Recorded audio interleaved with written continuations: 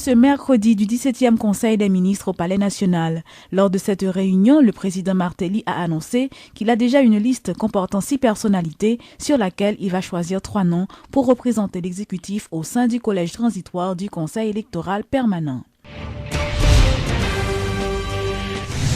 Les élections doivent être réalisées au cours de l'année 2013, c'est ce qu'a indiqué le président du Sénat, Simon Dieusseul-Dera.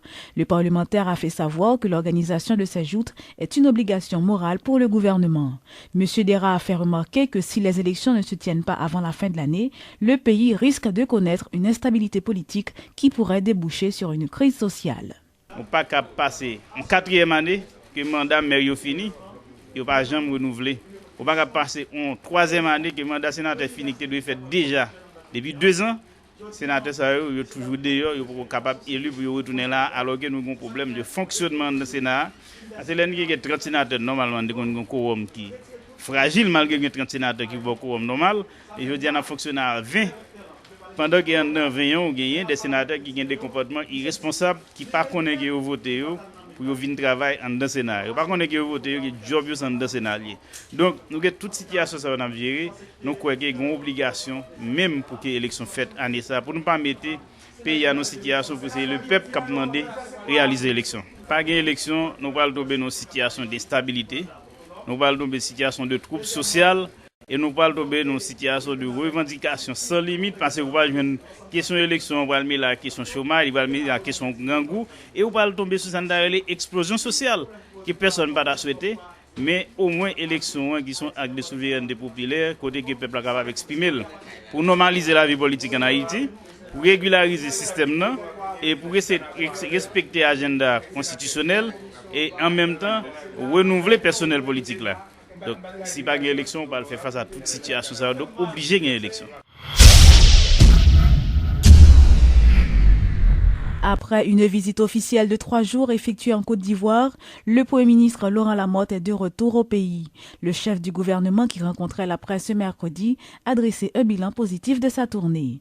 M. Lamotte a souligné qu'il a rencontré son homologue ivoirien Daniel Kablan-Duncan, avec qui il a discuté des questions bilatérales, notamment le renforcement des relations entre les 2 pays.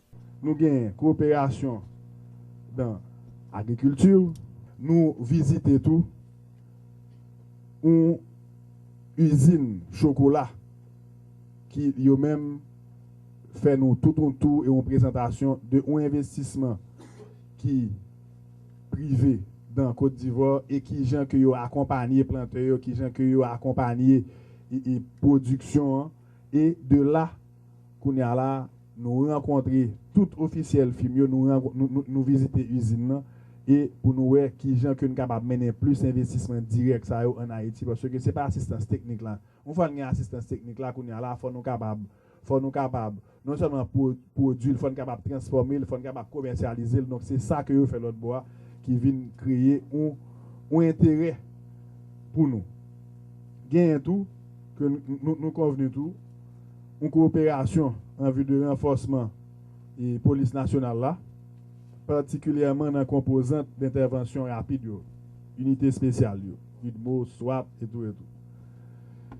Et nous accordons avec le gouvernement que des stagiaires et de haïtiens dans le pays Côte d'Ivoire pour prendre formation policière. Échanges commerciaux, ça a très bien passé tout. À travers accords commerciaux, une délégation d'hommes d'affaires ivoiriens qui ont même venir dans le pays d'Haïti pour venir explorer l'opportunité que eux-mêmes ont gagné, surtout dans le secteur agricole là. Parce que ça, c'est une visite que nous axons beaucoup plus sur le secteur agriculture.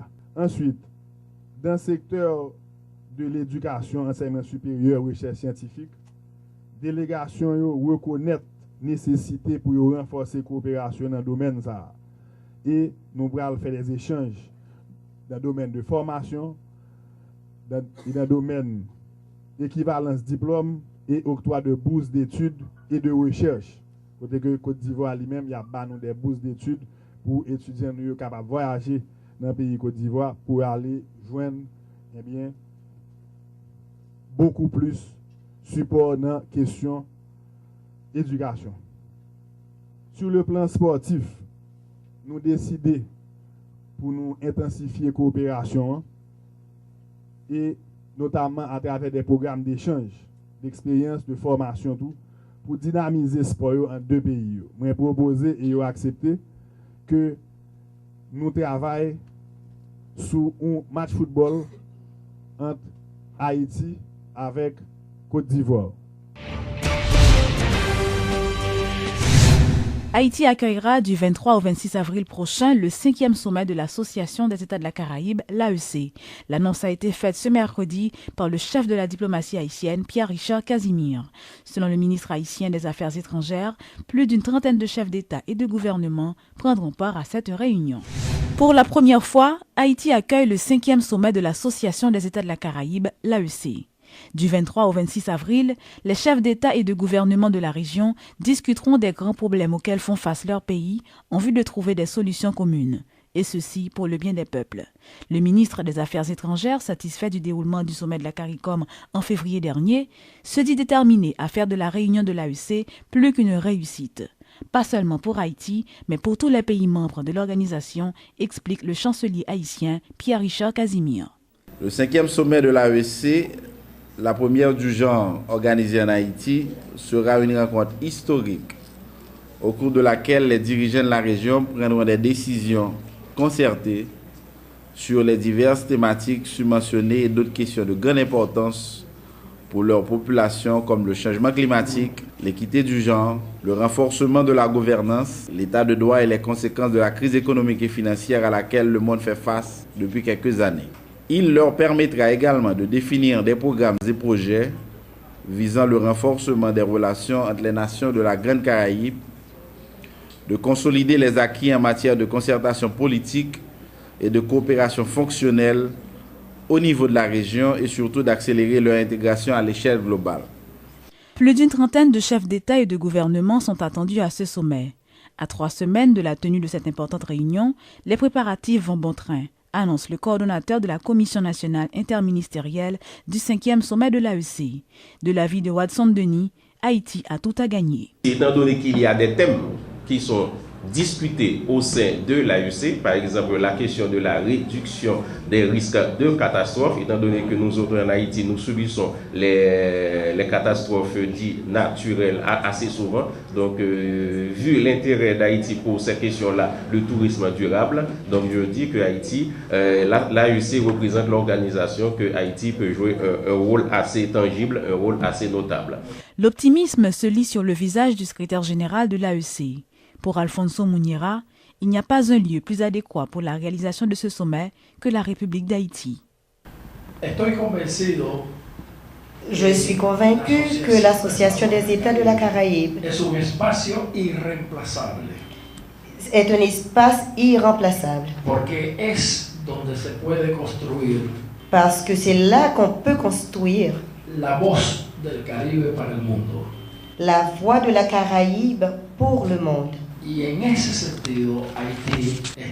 en ce sens, Haïti est appelé à jouer un rôle de leader naturel.